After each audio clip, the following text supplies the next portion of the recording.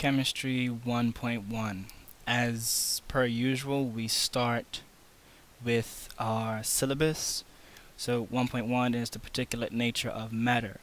Describe the states of matter and explain their interconversion in terms of the kinetic particle theory. So let's start with that one.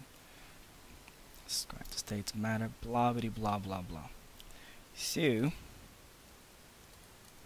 you have three states of matter. Your first state is going to be a solid, and a solid has a definite shape, a definite volume, and it does not flow. This is due to the fact that solids, when they are in solid form, have strong intermolecular forces of attraction. And as a result, the movement that they do is simply a vibration. Think about hugging someone really tight and trying to run away. The most you can do is pull away for a bit and then you're pulled back, and pull away for a bit and pull back. You keep going doing that, you're vibrating, right? There's no distance in between these molecules. A liquid, on the other hand, takes the shape of the container that it's in. So if you put a liquid into a round container, it turns round. Put a liquid into a square container, it turns square. But the volume stays the same. 1 gallon of water will always be 1 gallon of water. Just because you put it in a bucket doesn't mean it's less than a gallon now. And liquids have this unique ability to flow.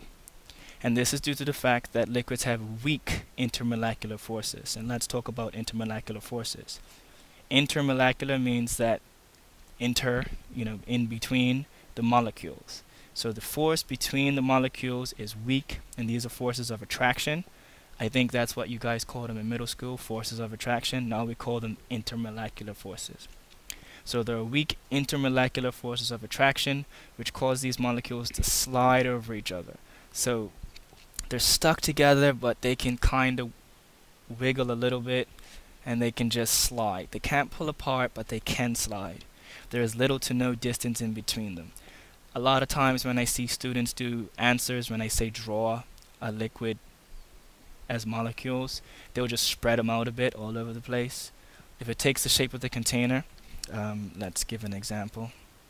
If it takes the shape of the container, then when you have your container, when you do your liquid molecules, I would suggest you put them near the bottom. Last time I checked, liquids don't float unless you live like in a different planet. Wow, that is twice as messy as it should be. So your liquid molecules should be close to each other. They don't need to be floating all about all over the place. And then last we have gas, and the gas also takes the shape of the container, but the volume changes. If you put a gas in a small balloon, it'll fill that balloon. If you put it in a big balloon, it'll fill that balloon. And it also has the ability to flow. Alrighty. So this is due to the fact that gases have no intermolecular forces of attraction. There is no attraction between these gas molecules. So they move around freely and they move through very large distances. I think now we could pop back to the syllabus. Part 1 done. Describe the states of matter and explain their interconversion in terms of kinetic particle theory. That was just what we did. Now, kinetic particle theory, kinetic means movement, and that's where we get into this. All molecules move all the time, but they move slower when it's cold and faster when it's hot. So if we have, let's say, a solid and there's strong intermolecular forces of attraction and they're vibrating, if we can get our molecules to move fast enough, they will go from vibration to sliding. Once they start sliding, it's a liquid. That's what happens with ice. You heat up ice, the molecules start vibrating too much, now they start to slide. If you heat up water, the molecules slide so much that they start to fly. And that is how you change your state from solids to liquids to gases. Oh, wrong one. Pause.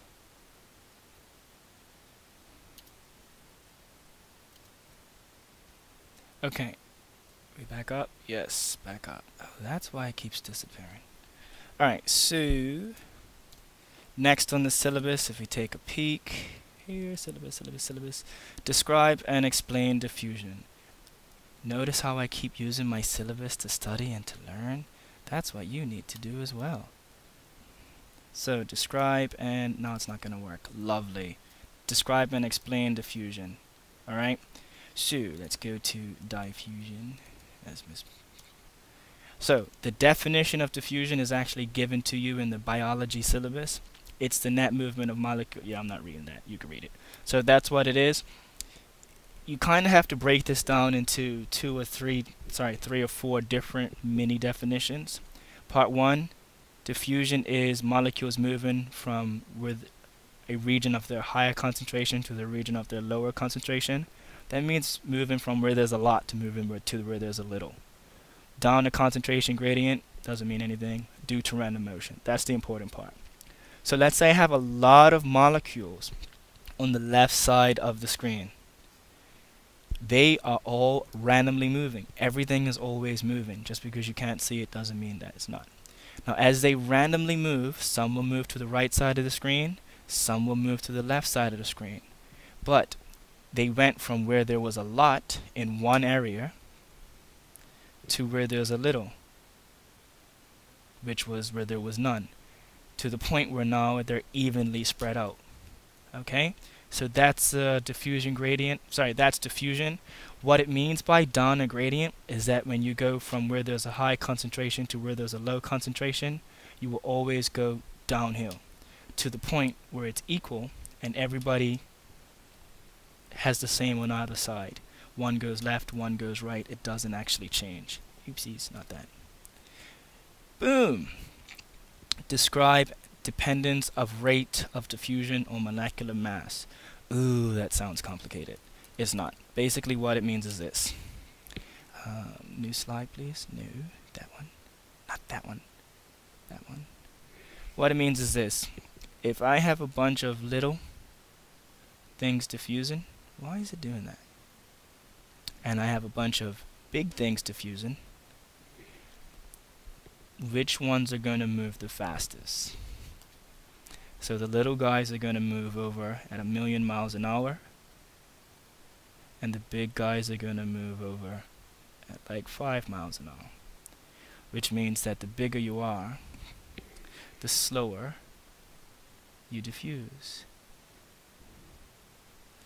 What are we doing? Handwriting recognition. Let's see how this works. This is going to be interesting.